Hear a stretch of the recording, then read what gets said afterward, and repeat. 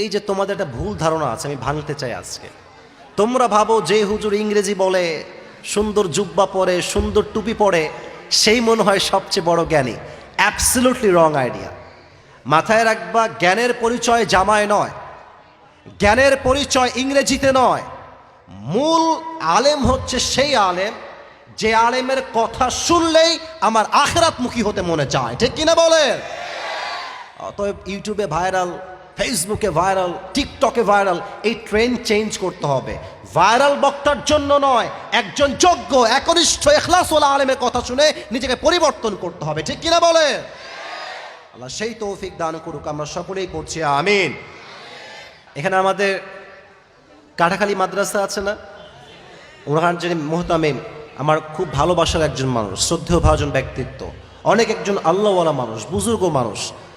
আল্লাহ ওনাকে ইসলামের খাদেম হিসেবে কবুল করুক, সকলেই আমরা মন খুলে পড়ছি আমিন। রাজশাহীর মাঝে যতগুলো মাদ্রাসাতে, আমার কথা কি বুঝতে কোনো সমস্যা হচ্ছে আপনাদের? রাজশাহীতে অনেক কমই মাদ্রাসা আছে, বাট দুটি মাদ্রাসায় সবচেয়ে বেশি কনস্ট্রাকটিভলি পড়ানো হয়, খুব কড়া নিয়মে। একটা হচ্ছে ইসলামিয়া কাসমি মাদ্রাসা, আর একটা হচ্ছে কাটাখালী মাদ্রাসা। বাকি আমি অন্য মাদ্রাসায় পড়েছি, কোনো বদনাম করছি না।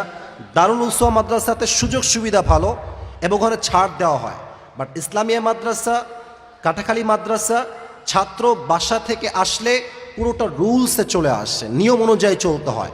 তো কাটাখালী মাদ্রাসা খুবই কড়া একটা মাদ্রাসা, আমি জানি।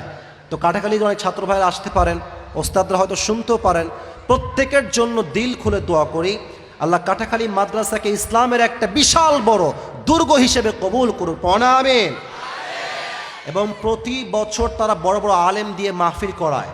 আমি দোয়া করি আল্লাহর কাছে যে প্রত্যেকটা মাহফিলের ওয়াসিলায় যেন আল্লাহ তাআলা যুবকদেরকে 5 ওয়াক্ত নামাজি যুবক হিসেবে কবুল করে, আমিন। যুবক ভাইয়েরা, আজকে কয় তারিখ বলেন তো সবাই আপনারা? দেশটা কি পরাধীন না স্বাধীন? আচ্ছা, একটা প্রশ্ন করতে চাই, আপনারা কি সবাই জালেমের গোলাম হয়ে মরতে চান? এত আসতে কেন? জালেমের গোলাম হয়ে মরতে চান? আপনারা কি জালেমের পাঠশালায় বন্দী হয়ে মরতে চান?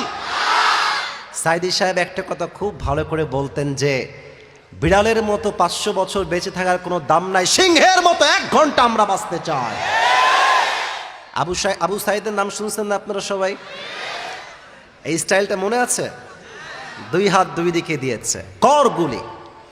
ভূমিকায় কথা বললে অনেক কথা বলা হয়ে যায়, একটা কথা বলেই ফেলে। আচ্ছা, ওকে গুলি না করে পুলিশরা চাইলে বুঝাইতে পারতো না? স্টেজের সাউন্ড, আপনাদের সাউন্ড নাই। গুলি না করে বুঝাইতে পারতো না, ভাই তুমি সাইডে যাও? পারতো কি পারতো না? যখন ওপেনলি মিডিয়ার সামনে তারা গুলি করেছে, তখন আল্লাহ বলছেন জালিমের পতন আমি আল্লাহ তাআলা সুনিশ্চিত করেছি। কোন বাপের বেটা আছিস, ঠেকায় দেখা আজকে জালিমের পতন। ছাত্রদের রক্ত গরম হয়েছে, মিছিল হয়েছে, রক্ত দিয়েছে, শহীদ হয়েছে। এই শহীদের বিনিময়ে এই দেশটা আবার স্বাধীন হয়েছে। অতএব এটাই প্রমাণ, শুধুমাত্র মাহফিল করেই দিন কায়েম করা যায় না, স্বাধীন হওয়া যায় না। স্বাধীন হতে হলে বুকের তাজা রক্ত দিয়ে স্বাধীন করতে হয়।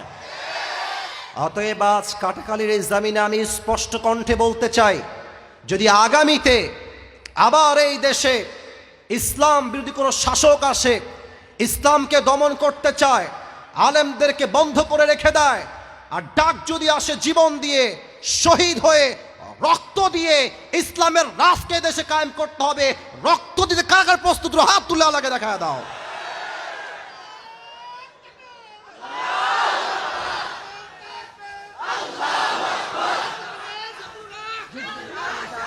আল্লাহ তাআলা কবুল করুক, আমরা সকলেই মন খুলে পড়ছি আমিন।